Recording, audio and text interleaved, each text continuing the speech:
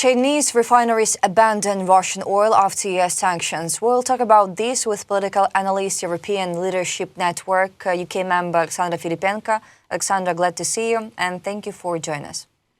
Thank you for having me. I'm glad to be here. Alexandra, the Prime Minister of the Russian Federation, Mikhail Mishustin, met with the leader of China, Xi Jinping, during his visit to Beijing. The politicians agreed on new joint projects. What were the main objectives of Prime Minister Mikhail Mishustin's visit to Beijing, in your opinion? In light of current global political dynamics, how are Russia and China adapting their economic partnership to mitigate external sanctions and geopolitical challenges? Well, first of all, Russia is looking with concern at what is happening between Washington and Beijing, because that's exactly what they don't want to see. They don't want better relationship between the United States and China. And now we see this, let's say, a truce, this tactical truce, if I can put it this way, with China, between the United States and China regarding trade. Yes, there is no trade agreement, and this is a good sign for Moscow. Of course, they're very happy about it. But we see that the United States reduced tariffs on different goods from China. And in general, those tariffs are reduced. In response, China suspended new restrictions on rare earth exports for 1 year.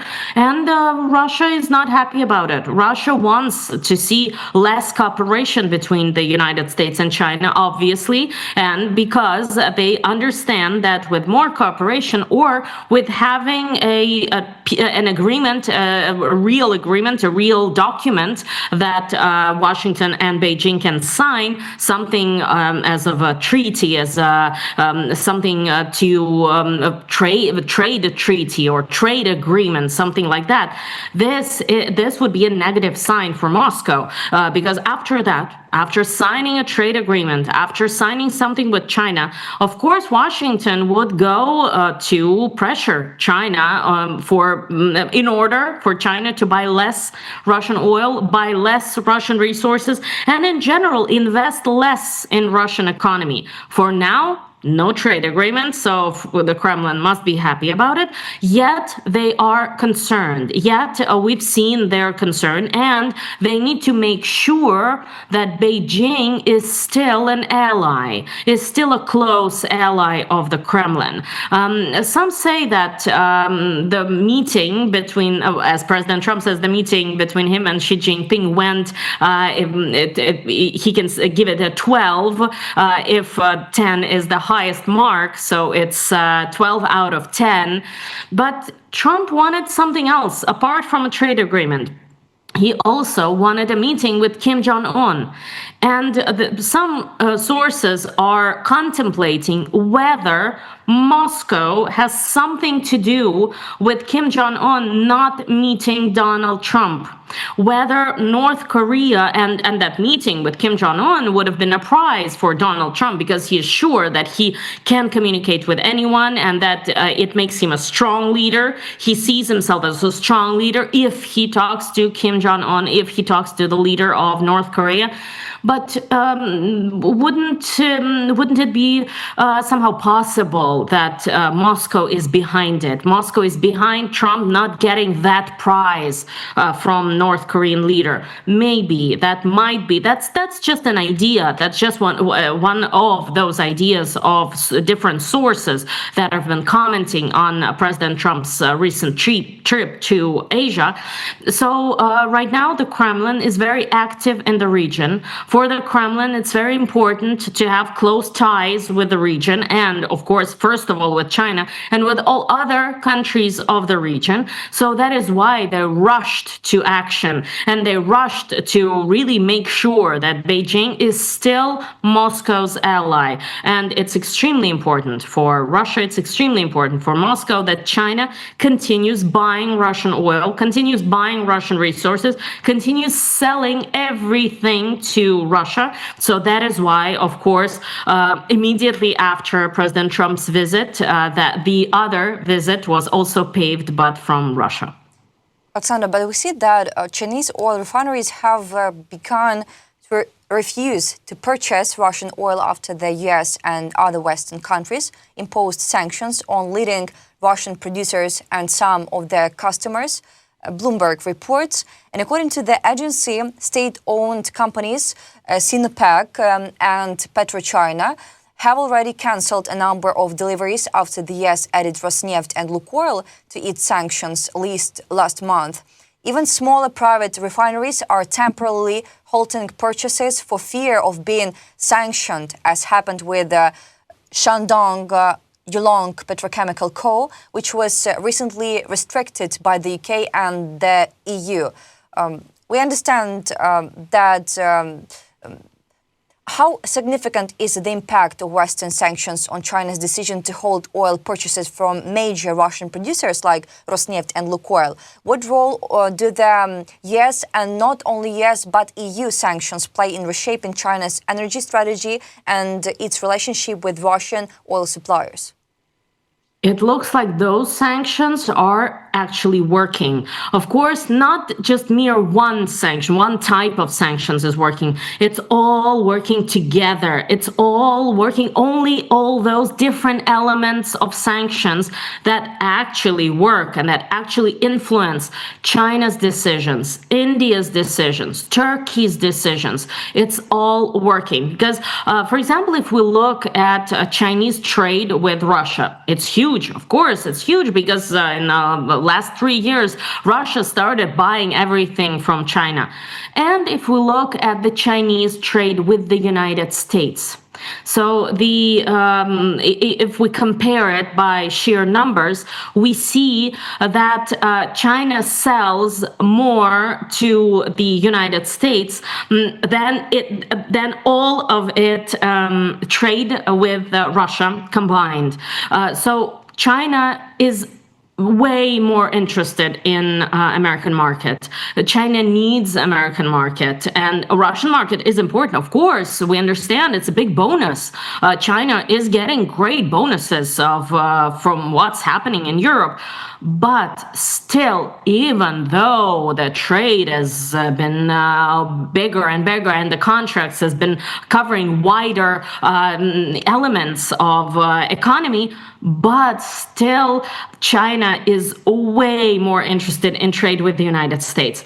If we judge by the numbers, and we see that even with tariffs, even with all the restrictions, still only the goods that China is selling to the United States without buying anything, only the goods that China is selling to the United States, the whole trade with Russia from China and to China is way less than what China is just selling to the United States. So, of course, China is interested in the American market, and China doesn't want any restrictions on itself. And Chinese companies that maybe more private companies, they don't look at the government that much, or they don't rely on government that much, but still they are in line. We understand that Chinese economy is still not fully free market economy, so they are still in line, and they will be in line with the government. So that is why we see that Chinese companies, they are looking for alternatives. They're looking for new opportunities. They're looking for some place else to buy its oil from, to buy its resources from, especially with everything that's happening with Venezuela. That's also a possibility over there. And with the American help, that might be a better opportunity, rather, for China. So we understand that those sanctions are working. Those sanctions are working in China. Those sanctions are working in India. Those sanctions are working in Turkey. And as you absolutely correctly said, not only the American ones, the European ones, in general, it's pressure on anyone who is buying Russian resources. So right now, everyone is moving in sync with President Trump, who always says one thing, that trade can bring people to the negotiating table. Trade or tariffs can be the reason why someone would start a negotiation. And everyone is looking forward to Putin actually doing something about a negotiation or stopping at the front line, just as President Trump has asked him to, or just as the Europeans have talked about, just as Ukraine agreed to many months ago. And we don't see Moscow moving in that direction. But with those sanctions, with China and Chinese companies, certain Chinese companies, not all of them, but certain Chinese companies refusing or at least trying not to, or trying to find some other ways to buy oil someplace else. When we see that happening, of course, we understand that this affects the Russian market, this affects Russian economy, and those new restrictions will definitely make a change in Russian economy and in Russian relations with China too in general. Alexandra, yes, President Donald Trump expressed confidence in an interview with CBS News that the war in Ukraine could be resolved in a short period, roughly within a couple of months. When asked by a journalist whether he believed the war in Ukraine could end within a couple of months, Trump responded, I think we're going to get it done. He said the American leader also added that, in his view, Moscow is seeking to reestablish contact with Washington.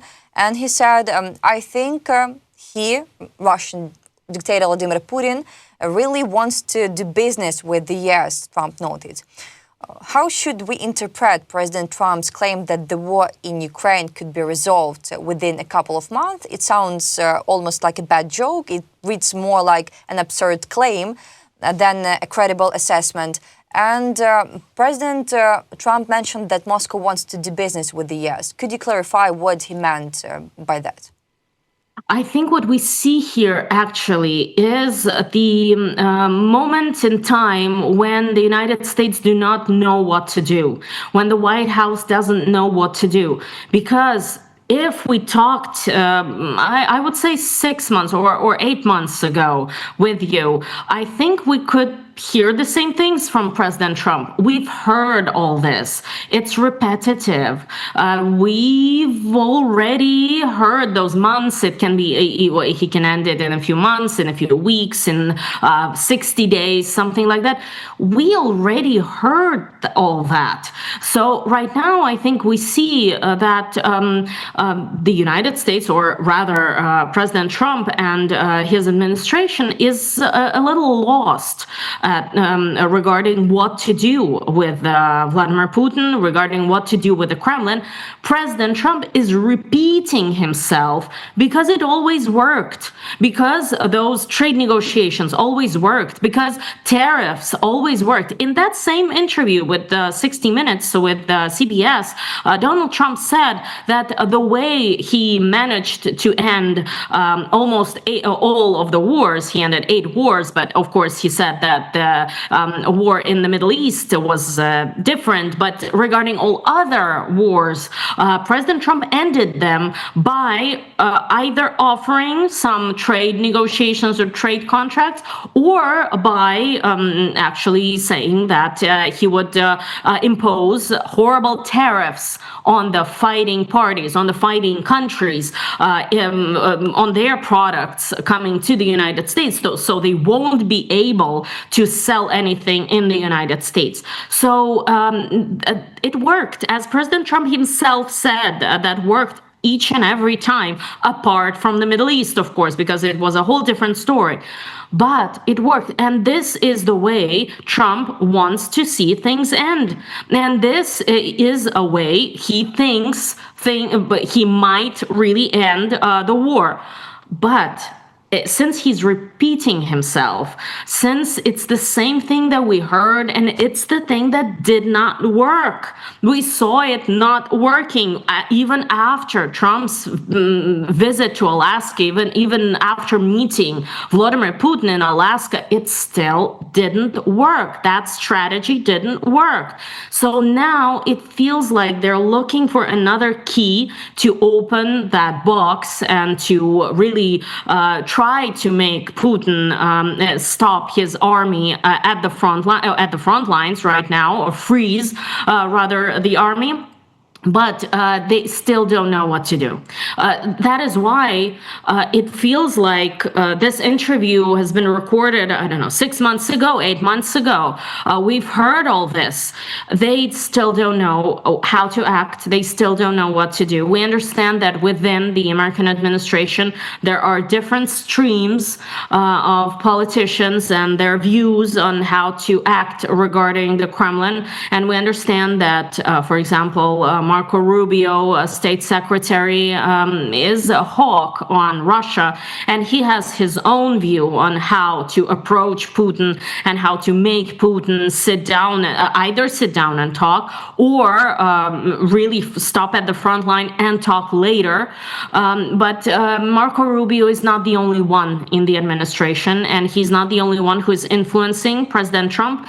So I feel like we've heard all this, and this only indicates one thing. Somehow we see the administration being lost on what to do, what path to take. They are confused how to act. So maybe things will change. Maybe they will find a way. They will find that key. But as of now, what I see is rather confusion. Alexandra, yes, President Donald Trump has said that he is not currently considering the possibility of supplying Tomahawk missiles to Ukraine. When asked whether his administration is considering providing Ukraine with long-range Tomahawk missiles, Trump replied, "No, not really." He added that he could change his mind, but for now, his answer is no.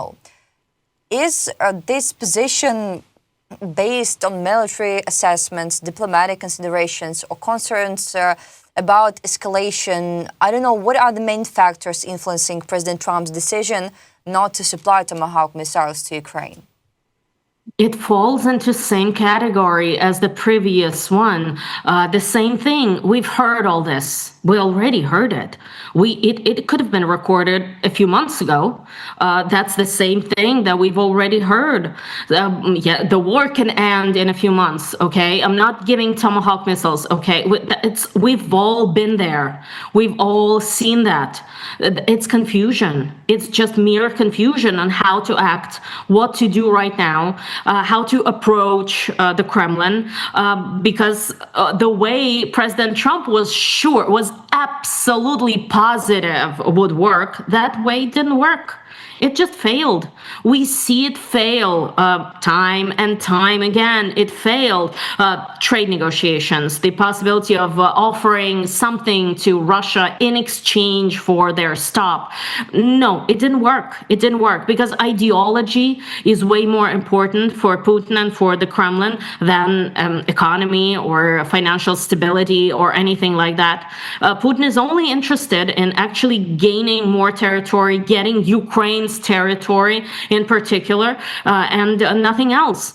He's way less interested, as we understand, he's way less interested in making business with the United States than getting Ukrainians' territory. And that's just, that's out of the question for President Trump. For Trump, it's unbearable. That's impossible for Trump. So now, that's the same thing as the previous question. He's saying he won't give Tomahawks. We've been there. It's a repetition of what we've already heard and what we've already seen. So I think here again they are at lost. They don't know what to do exactly. Yes, they want the European Union, they want NATO to take more responsibility and give their own long-range missiles. Yes.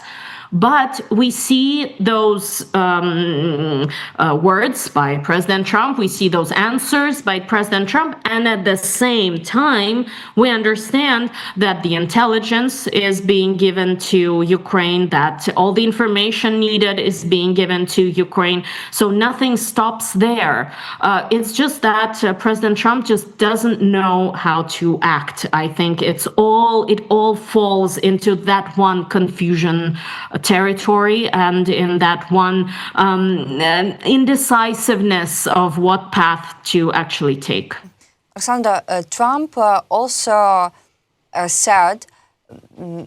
says he is not taking part in discussions on Russia's frozen assets. According to a White House broadcast, speaking to reporters aboard Air Force One, Trump was asked whether the White House planned to use Russian assets as a bargaining tool. He said, "I'm not doing that. What happens is, I guess Europe and Russia are having discussions. I'm not involved in those discussions," the president said. Given that portion of these frozen Russian assets is under U.S. jurisdiction, why does the president believe this is primarily a European matter? I think he actually wants Congress to act, because we know that there is in one of the Senate committees, Committee on Foreign Relations, the exact committee where Marco Rubio has been in since 2011, if I'm not mistaken, or at least for many years, he has been part of the Foreign Relations Committee in the Senate. In that exact Foreign Relations Committee, they on the floor they have a bill regarding Russian frozen assets, that are controlled by the United States. So President Trump probably wants Congress to act. He doesn't want to be the one making that decision. He doesn't want to be the one being blamed by the Kremlin for this decision, or by anyone really. But he wants the Congress to take responsibility. He never said anything against that bill that's on the floor of at least for now the committee. It still didn't pass the committee. We know the government shutdown is on, so first it needs to pass the committee, then it will go to the floor of the whole Senate, then it might pass the Senate, it might pass the House of Representatives, and then it may or may not be signed by President Trump, but in any case, this will be a document by Trump's pen, let's say, or just ready to sign by President Trump, that can really threaten Russia, that can really threaten the Kremlin. So as of now, President Trump, yes, he wants Europe to take care of all the Russian frozen assets in Europe.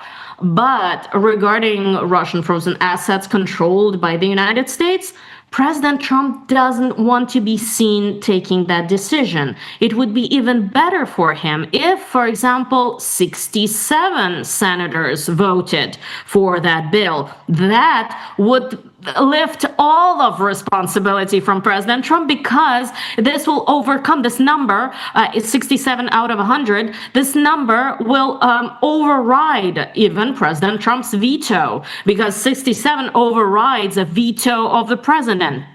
So he cannot be blamed for it at all.